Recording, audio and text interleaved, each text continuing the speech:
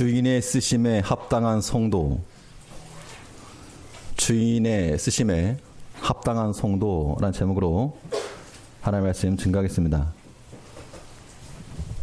사람이 가진 게 많다 보면 물론 검소하게 사시는 분도 많지만 이게 넘치다 보니까 조금 여유를 부리면서 우린 그걸 이제 사치라고도 말할 수 있겠는데요.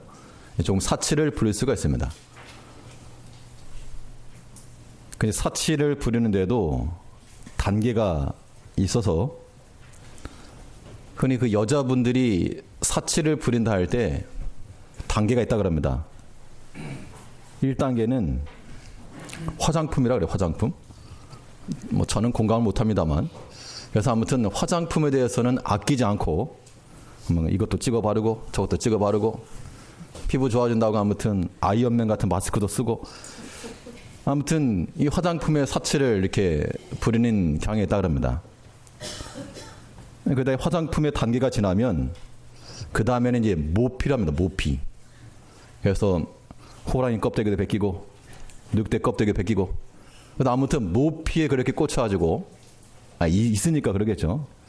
사치니까. 고가의 모피라 그래도 여우도 한 마리 뭐 아무튼 다 두른답니다. 모피 단계가 지나면 그냥 보석이래. 보석. 보석은 뭐 이제 한도 끝도 없이 올라가는 거니까 금, 은은 말할 것도 없고 뭐 아무튼 나중에 계시록에 보면 나오겠지만 각종 보석들에 대해서 이렇게 모은답니다. 그런데 이 여자분들이 하는 사치의 끝이 뭐라고 그러는가 하면 뭡니까? 네? 여자분들이 부리는 사치의 끝. 아직 그런 단계가 안 오셨군요. 사치의 끝 그러면 그릇이랍니다. 그릇. 식기. 아무튼 이해는 안 되는데 아무튼 왜 그런 데다 이렇게 사치를 부릴까? 그냥 가만 생각해 보니까요. 고가의 그릇이라 그러면 그릇만 있는 게 아니죠. 그 그릇에 어울리는 테이블이 있어야 되고, 그럼 그 테이블만 있으면 안 되고 그 테이블에 어울리는 주방이 있어야 되고, 그에 어울리는 뭐 거실도 있어야 되고, 인테리어도 돼야 되고, 그 작은 그릇 하나지만 집 한 채가 거의 다 있는 겁니다. 하나님께서 자신의 일을 이루실 때에도 이 그릇을 보고 판단하시나 했는데 우리가 어떠한 그릇이 될 것인가? 오늘 성경에서는 그 이야기를 하고 있습니다. 우리 본문 20절을 보시면 큰 집에는 금과 은의 그릇이 있을 뿐 아니요 나무와 질그릇도 있어 귀 쓰는 것도 있고 천이 쓰는 것도 있나니 그러므로 누구든지 이런 것에서 자기를 깨끗하게 하면 귀 쓰는 그릇이 되어 거룩하고 주인의 쓰심에 합당하며 모든 선한 일에 예비함이 되리라. 하나님의 집에도 그릇이 많이 있는데 그 가운데서 주인의 쓰심에 합당한 그릇, 또한 선한 일에 예비된 그릇, 이것을 하나님이 찾으신다는 겁니다. 그렇다면 우리가 어떠한 그릇들이 되어야 주인의 쓰심에 합당하며 또 선한 일에 준비되겠는가? 이 본 말씀을 통해서 우리는 깨끗한 마음의 그릇이 되고 또 연합하는 마음의 그릇이 되고 온유한 마음의 그릇이 되어야 된다 라고 하는 내용으로 차례대로 살펴보겠습니다. 첫째로 주인의 쓰심에 합당한 그릇이 된다는 것은 우리가 깨끗한 마음으로 준비되어야 될 것을 말하고 있습니다.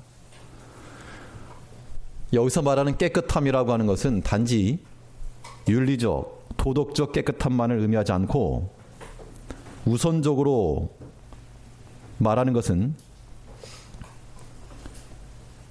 하나님의 말씀을 바로 깨닫는 것, 이것이 깨끗한 마음인 겁니다. 즉 영적이고 이 교리적인 부분에 있어서 순수하고 바른 주의 말씀을 가져라, 이걸 우리에게 지금 교훈하고 있는 겁니다. 그래서 우리가 깨끗한 마음을 가지려면 우선적으로는 뭐 착하게 살고 선하게 살고 이게 아니란 얘기예요. 하나님 말씀에 대해서 명확한 그런 바른 지식을 가지고 진리의 순수성과 바른 교리를 가지고 나아갈 때 그런 사람들을 통해 하나님께서 쓰신다는 겁니다. 우리 21절 말씀을 다시 보시면, 그러므로 누구든지 이런 것에서 자기를 깨끗하게 하면, 깨끗한 그릇이라고 하는 것이 설거지를 잘해가지고 깨끗한 거 그거 말고 이런 것에서 깨끗하게 하였다. 그럼 이런 것이 무엇인가? 바로 앞에 나오는, 이 앞에서 어떤 말씀을 했는가 하면, 그 디모데가 있던 교회 내에 진리에 대해서 그릇된 사람들이 있었다 그랬습니다. 후메네오와 빌레도를 말했는데, 우리 디모데후서 2장 17절부터 보니까 2장 17절 18절에서 저희 말은 독한 창질에 썩어져 간 것 같은데 그 중에 후메네오와 빌레도가 있느니라. 진리에 관하여는 저희가 그릇되었도다. 부활이 이미 지나갔다 하므로 어떤 사람들의 믿음을 무너뜨리느니라. 이 진리에 대해서 바르지 못한 교리들을 가지고 있었고, 또 그 가르침으로 그 교리에 의해서 행동이 나오는 거죠. 그때 우리가 깨끗한 마음으로 준비된다는 것은 하나님 말씀을 바로 깨닫고 사람의 생각 섞지 말고 성경이 그대로 우리가 받아들이는 거, 그게 중요하다는 겁니다. 우상의 재물을 먹어도 된다, 그렇게 가르치는 사람들이 있는데, 그럼 그런 교리를 가지고 있으면 먹어도 상관없죠. 왜냐하면 교리의 근거에서 행동이 나오니까. 또 어떤 분들은 11조는 하지 말아야 된다, 또 그러한 이야기를 합니다. 또 좋아하죠, 다들. 11조 안 해도 되니까. 그러한 교리를 가지고 있으면 또 그러한 행동이 나오게 되는 거죠, 당연히. 우리가 어떠한 교리를 가지고 있는가, 어떤 진리를 가지고 있는가가 중요한 겁니다. 어렸을 때부터 들었던 그런 교리 가운데 하나가, 그 하지 말라는 것 중에서 그 음식에 있어서요, 그 순대 먹지 말으라고, 순대 피 들어간다고 먹지 말라고. 어렸을 때부터 그 이야기를 듣고 자라서 뭐 아무튼 순대는 먹지 않았습니다.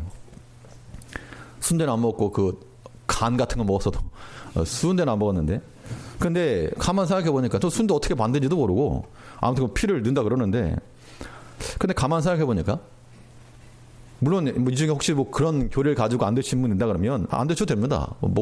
먹는다 그러면 뭐 상관없을 것 같고.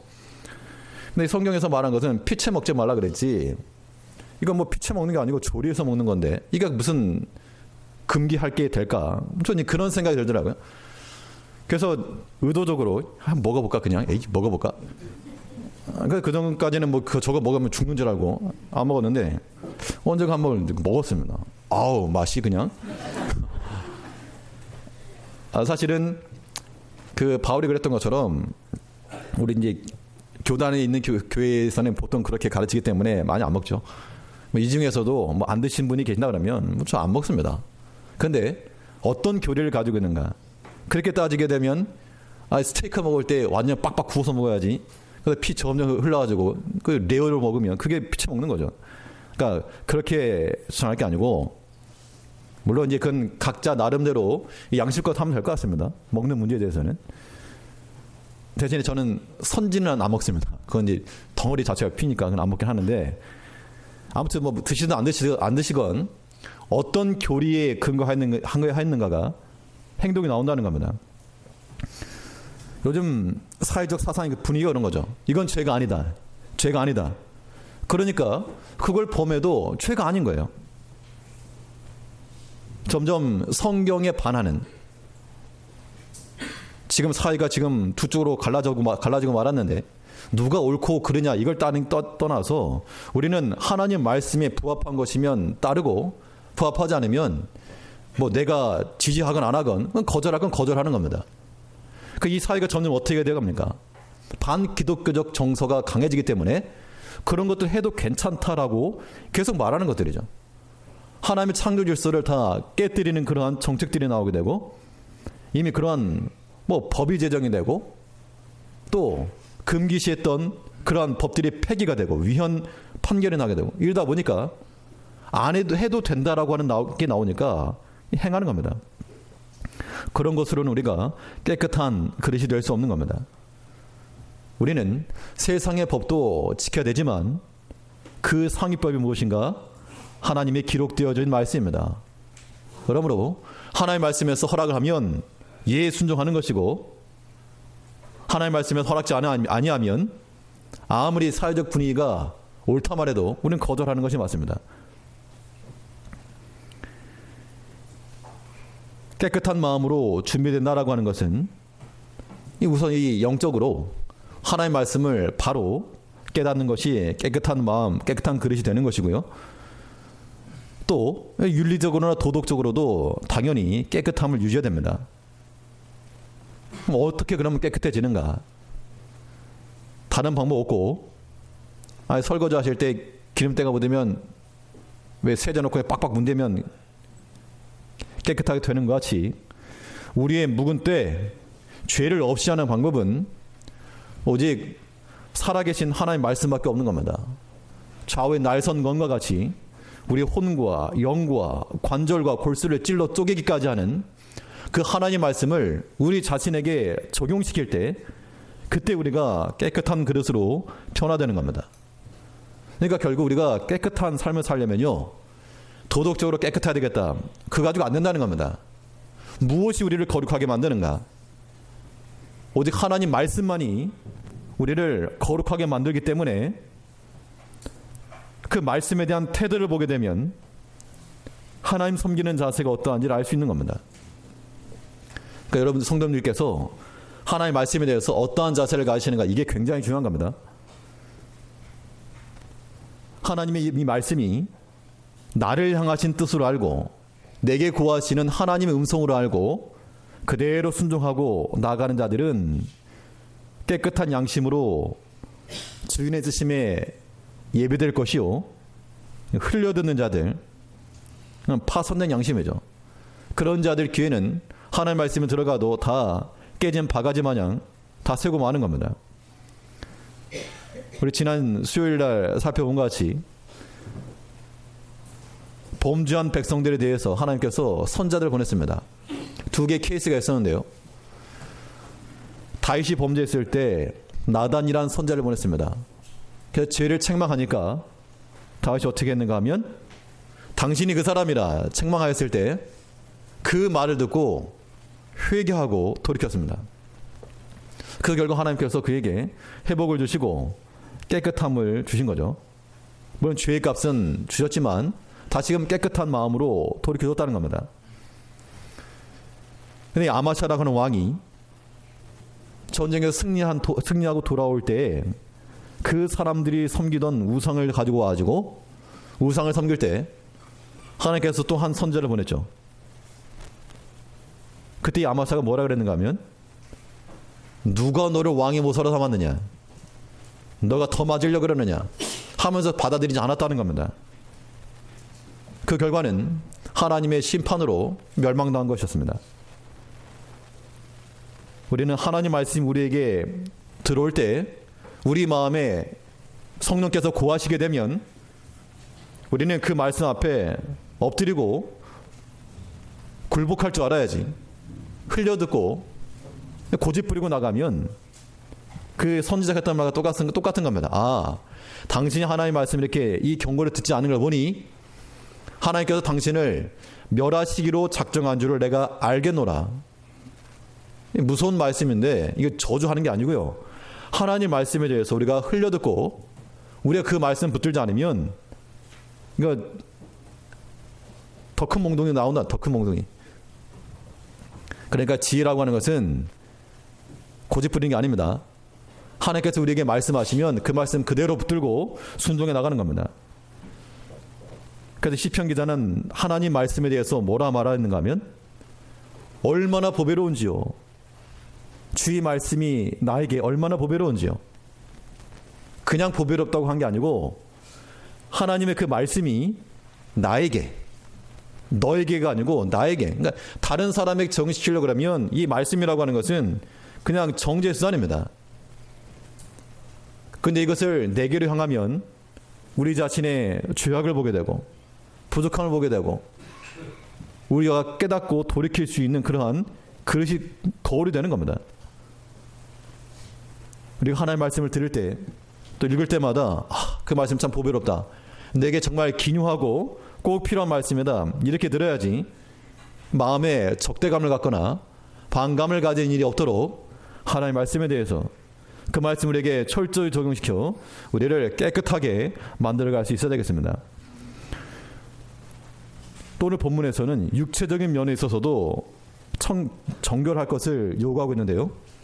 우리 22절 말씀을 보니까 22절에서 또한 내가 청년의 정욕을 피하고 주를 깨끗한 마음으로 부르는 자들과 함께 의와 믿음과 사랑과 화평을 놓치라. 청년의 정욕을 피하고, 이제 디모데에게 주는 개인적 권면이긴 하지만 이 디모데 한 사람에게만 해당하는 것이 아니고 그 모든 교회 성도들 또 오늘날 우리들에게도 요구하는 말씀입니다. 청년의 정욕을 피하고 깨끗함을 유지하라. 이 사회 자체가 이제 이러한 말씀 자체가 아주 구태의하는 그런 시대가 되고 있다는 겁니다. 이 정욕을 피한다는 말에는 그냥 날아오는 공 피하는 정도가 아니고 적극적으로 도망가다라는 뜻이 포함되어 있습니다. 우리는 흔히 생각하기를 내가 믿음이 있기 때문에 내가 얼마든지 죄를 컨트롤할 수 있다, 그렇게 생각을 하실 수가 있는데 그건 절대 불가합니다. 육체의 약함을 가진 사람은 죄를 자주 접하게 되었을 때 처음엔 아니다 하다가 물들어가는 겁니다. 그러니까 이 영적 싸움이라고 하는 것은요, 맞서서 싸워야 될 죄가 있고 피해서 싸워야 될 죄가 있는 겁니다. 그 대표적인 예가 다윗과 요셉의 경우 아닙니까? 다윗이 그렇게 하나님을 사랑하고 그가 칼을 들면 용맹한 무사요, 붓을 들면 일치의 시인이요, 악기를 들면 정말 예술가의 혼이 담긴 음악가였을지라도 그의 눈에 들어왔던 한 장면을 보고 범죄하고 만 겁니다. 눈을 돌려야 되는데 계속 본 겁니다. 신하들을 통해서 누군지 알아봐라, 데려와라, 죄를 범하고 말하죠. 근데 요셉은 어떻게 했는가 하면 그가 왕 앞에 섰을 때가 30이었기 때문에 말 그대로 청년의 시기죠. 내가 어찌 하나 앞에 득지하리요, 어찌 하나 앞에 득지하려 하고 도망치다가 옷까지 벗겨져가지고 도망친 거죠. 누명을 쓰고 말았다는 겁니다. 그리고 감옥에 갇히고. 그럼 차라리 그 요셉 입장에서 차라리 그때 그냥 범하고 말 거, 이런 생각이 들 법도 할 것인데 그런 마음 없이 그는 피했다는 겁니다. 그랬기 때문에 하나님께서 자신의 일에 귀하게 쓴 겁니다. 우리 믿음의 청년들이 이 시대 가운데서 믿음 붙들고 산다는 것이 참으로 어려운 일일 것이지만, 그러나 성경의 가르침은 내가 청년의 정욕을 피하고, 그럼 어떻게 생활합니까? 내 친구들도 다 만나고 그래야 되는데. 성경은 뭘 말하고 있습니까? 피하고 주를 깨끗한 마음으로 부르는 자들과 함께 공동체 이루어라. 꼭 세상적인 즐거움을 함께하는 친구들만 친구가 아니라 신앙적 동지들을 만나고 믿음의 교제권을 형성을 하고 그러라, 그 이야기입니다. 참 아쉬운 것은 예전에 비해서 우리 학생들이나 청년들이나 예전에는 아마 제일 교도 그랬을 겁니다. 저도 학생 때나 청년 때 그랬었고, 사실 할 게 없으니까, 심심하니까 교회 간 겁니다. 할 게 없으니까.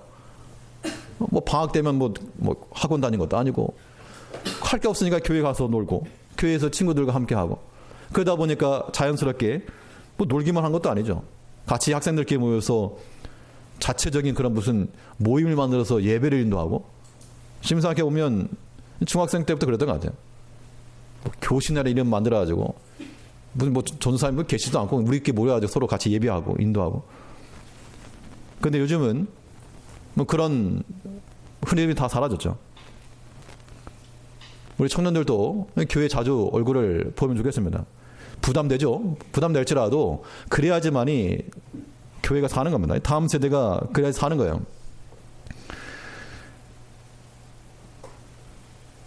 토요일도 마찬가지고 금요 기도도 마찬가지고 좀 같이 모자는 겁니다. 자기 인생의 앞길을 놓고 누가 대신 기도해 줍니까? 본인이 해야지. 기도 하청 맡기지 말고 본인이 하는 겁니다. 청년들만 아닙니다. 우리 모든 우리 기성세대들도 마찬가지로 하나님 앞에 나오라는 겁니다. 죄를 피하고 도망가라 그랬지 누구 하나님을 피하고 도망가라 그랬는가? 우리 영혼과 육체가 정결함을 잃지 않도록 우리 하나님의 말씀으로 언제나 우리를 조명하고 그 말씀에 순종해 나가는 우리가 되어야 됩니다. 어떤 후배가 그런 말을 했어요. 나는 내 친구들이 내 재산이라고. 물론 이제 인간관계 좋으니까 그럴 수 있지만 지나고 보면 믿음의 일들만 남는 겁니다.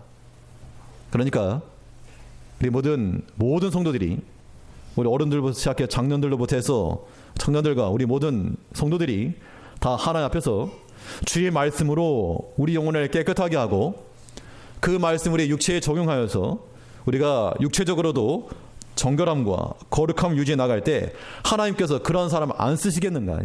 없어서 문제. 내 인생의 길을 내가 여러 가지 스펙을 쌓아주고 좋은 길 가겠다 생각하지 마십시오. 하나님께서 인도하시면 하나님께서 얼마든지 우리 좋은 길 인도하신다는 겁니다. 그 믿음 갖고 살아가야 됩니다. 우리 청년들도 마찬가지입니다. 분명히 이야기하는데 여러분들의 인생의 앞길은 여러분들이 공부하고 있는 거 그런 걸로 되지 않아요. 범사의 하나님을 인정하고 하나님을 찾으면 반드시 현재적 관점에서 보면 부족한 것처럼 보여도 그 결말적인 측면에 있어서 하나님께서 영광 가운데 좋은 걸 줄 거라는 겁니다. 그거 믿는 것이 우리 신앙인들의 믿음인 것인 줄 믿고 그러한 깨끗한 그릇들로 준비되어 나가는 우리가 되어야 될 줄 압니다. 실제로 또 우리가 어떠한 그릇들이 되어야지 주인의 쓰심에 합당히 준비되겠는가? 둘째는 연합하는 마음의 그릇으로 준비되어야 되겠습니다. 믿음의 형제들과 함께하는 것, 이것은 하나님의 좋은 그릇 되는 겁니다. 하나님의 자랑이에요. 자랑. 하다못해 사람들도 그릇 가지고 자랑하는데 하나님께서 이 좋은 그릇들 하나님 자랑하신다는 겁니다.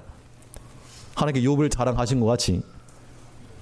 근데 개인적으로 깨끗한 것만이 아니고 함께 지어져 가는 것도 하나님께서 기뻐하시는 겁니다. 22절을 보니까 또한 내가 청년의 정욕을 피하고 주를 깨끗한 마음으로 부르는 자들과 함께 의와 믿음과 사랑과 화평을 놓치라.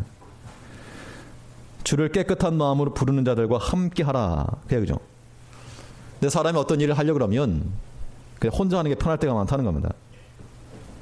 그런데 하나님께서 함께 하라고 하신 것은 설마 하나님께서 나만 못해가지고 불편하게 사람들과 함께 하라고 하셨겠는가?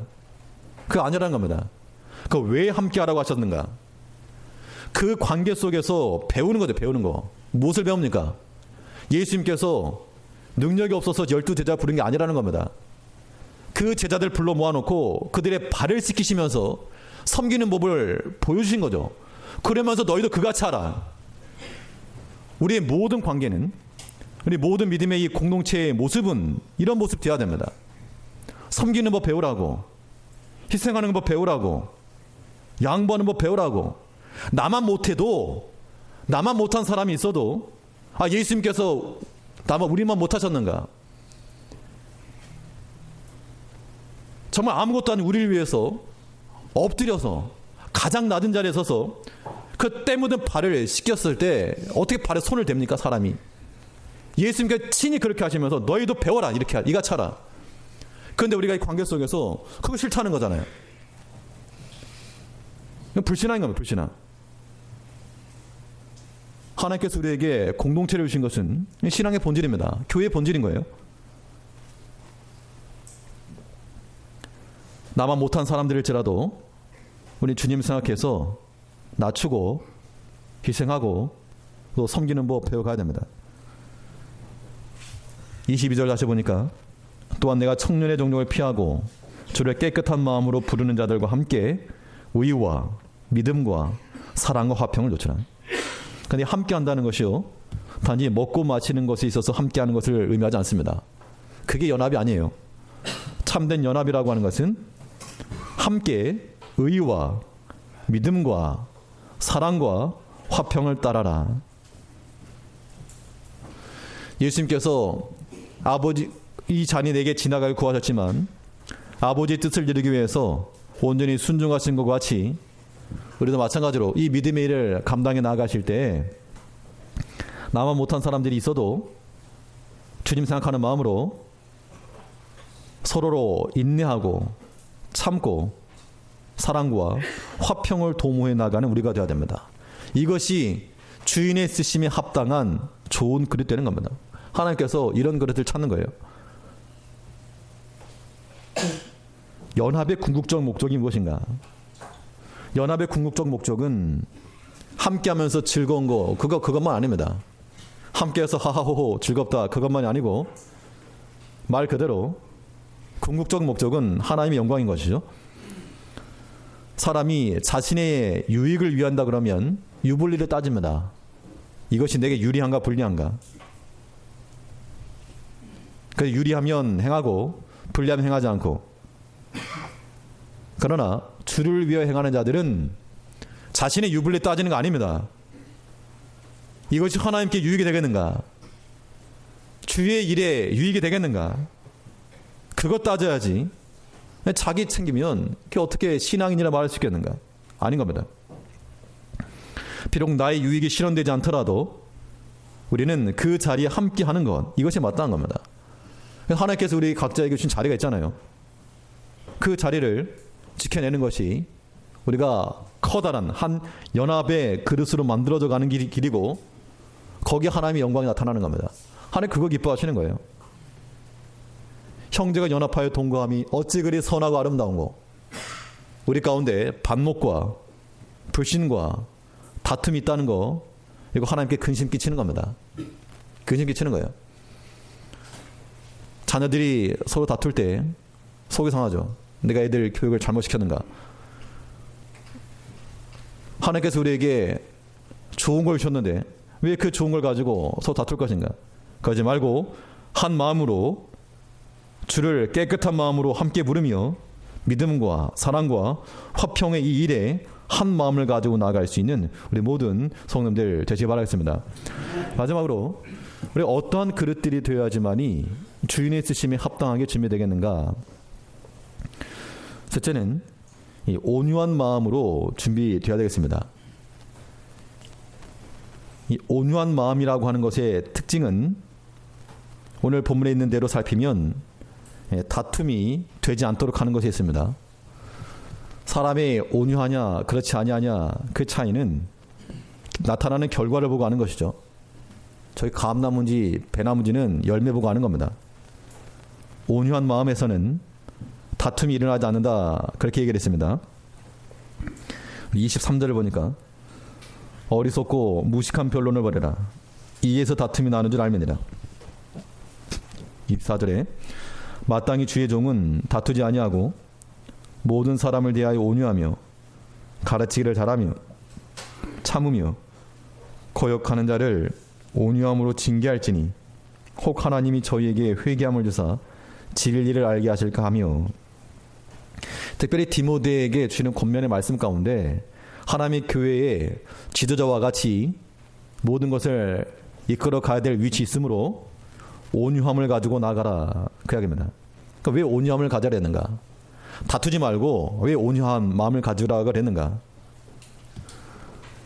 뭐 간단합니다. 이 일을 이루시는 능력이 하나님께 있으므로 넌 그냥 그릇이야, 그릇. 아, 그릇이 말하는 그릇이 어디 있습니까? 아, 주인이 김치 담으면 김치 담는 거고, 아, 무슨 생선 담으면 생선 담는 거지. 김치 담으려고 그러는데 왜 냄새나게 이거 담냐? 그렇게 말한 그릇 없는 겁니다. 우리는 주인께서 쓰시기에 합당한 그릇이 되면 충분하다는 겁니다. 그렇기 때문에 모든 일에 다툼과 분노가 일어나지 않도록 온유한 마음을 갖는 게 중요한 거죠. 온유함이 없으면 다툼이 일어난다 그랬습니다. 특히 23절에 보니까 어리석고 무식한 변론을 벌이라 이에서 다툼이 나느니라. 그러니까 변론이라고 하는 것이 서로 이야기하는 거죠. 내가 옳다, 네가 옳다. 이 변론하려면 아는 게 있어야지 변론하죠. 아무것도 모르는데 이야기거리가 없는데 변론하지 않습니다. 그런데 교회 내에서는 이 변론의 태도 이거 버려야 됩니다. 왜냐하면 유익이 없으니까, 다툼의 요소밖에 안 되니까 버려야 됩니다. 지금 나라가 시끄럽고 나눠진 것이 참 마음 아프지만 이것이 또 우리에게 다툼의 여지가 되어서 안 됩니다. 개인적으로야 어떤 입장을 가지시더라도 이것이 교회 내에서 다툼이나 분란되면 안 됩니다. 말씀 그대로예요. 어리석고 무식한 변론이라. 변론해봐야 결론도 나지 않는 거. 개인적인 생각을 가지고 절대 교회 내에서는 다툼이 일어날 만한 그런 변론, 무식한 변론을 했습니다. 어리석고 무식한 변론. 그거 버려야 되겠습니다. 우리가 온유함을 가져야 될 이유, 중요한 이유가 또 하나 있는데요. 왜 온유함 가운데 나가야 되는가? 이 온유함을 갖춘 사람은 다시 한 번의 기회를 베푼다는 겁니다. 어떤 믿음 형제가 죄를 범했을 때 우리 말씀을 가지고 정죄하기 쉽지만 온유한 마음을 가지게 되면 다시 한 번 일어날 수 있는 기회를 주는 겁니다. 이게 중요한 겁니다. 우리 25절 말씀을 보니까 거역하는 자를 온유함으로 징계할지니 혹 하나님이 저에게 회개함을 주사 진리를 알게 하실까 하며. 그러니까 거역하는 자들에 대해서 징계를 하되 아주 그냥 승질이 나가지고 분노심에 아무튼 저 쳐놔야 되겠다, 그런 마음으로 징계하지 말고 온유함으로 하라. 온유함으로 하여서 회개함을 주사 진리를 알게 하실까 하며. 아무튼 알지 못하고 그랬으면 가르치고 권면해서 깨닫고 돌이키라고, 그렇게 권면하. 이게 온유함이라고 하는 겁니다. 그래서 우리가 신앙생활에 나가실 때 자기 자신에 대해서는 철저하고 다른 사람에 대해서는 관대할 수 있어야 됩니다. 근데 이게 반대가 되는 경우가 많죠. 어떤 건물에서 화재가 발생해서 사람이 이제 다른 방법이 없으니까 뛰어내려야 됩니다. 한번 4층, 5층에서 뛰어내리면 위험하죠. 그럴 때 취할 수 있는 조치가 밑에다 그냥 푹신한 매트 갖다 놓고 뛰어내려라. 바닥에 떨어지면 크게 다치겠지만 매트에 떨어지면 이게 수용할 수 있는 부분이 있으니까 받아들이니까 산다는 겁니다. 그게 온유함이에요. 온유함. 내가 조금 푹 패이더라도 받아줘서 그가 다시금 진리를 깨닫고 돌이킬 수 있다면 그렇게 하라. 이것이 디모데의 기준, 그 당시 교회 지도자들에게 주신 이 권면의 말씀이라는 겁니다. 오늘날 우리 교회도 마찬가지입니다. 제 교회뿐만 아니라 모든 신학교가 마찬가지인데, 누구라도 부족함이 보이게 되면 우리 자신이 가르치고 권면해서 다시금 돌이킬 수 있도록, 특별히 뭐 초신자들이 오셨다거나 아니면 진리에 대해서 알지 못하고 행하는, 그러니까 가르쳐서 될 게 있고 가르쳐서 안 될 게 있는데, 가르쳐도 안 된다, 가르쳐서 될 게 아니다, 그러면 그 같은 경우는 어떤 조치를 취해 맞지만 이거 몰라서 그런 거니까 가르치고 권면해도 되겠다, 그럴 때는 가르치고 권면해야죠. 그게 온유함이라고 하는 겁니다. 우리가 분노할 게 따로 있지, 이 믿음의 일에 대해서 하나님 앞에서 성내는 것은 하나님의 의를 이루지 못한다 그랬죠. 야고보서에 보니까 사람의 성내는 것이 하나님의 의를 이루지 못함이니라. 나의 분노가 아닌 하나님의 분노를 갖자는 겁니다. 그러니까 하나님의 분노를 가지게 되면 어떤 일이 벌어지는가 하면, 나의 분노를 가지게 되면 내가 화가 나가지고 칼을 들게 되지만, 하나님의 분노를 가지게 되면 엎드려 기도하게 됐습니다. 그 사람 위해서 기도해 주게 돼 있어요. 그러니까 바른 말 하기 전에 먼저 기도하시고, 온유함으로 징계하라 그랬었습니까? 온유함으로 징계하라. 징계가 목적이 아니고 온유함으로 징계하라.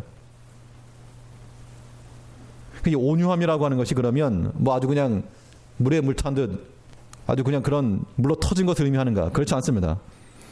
온유함이라고 하는 것은 견고함인데 주께 사로잡힌 마음이 바로 온유함인 겁니다.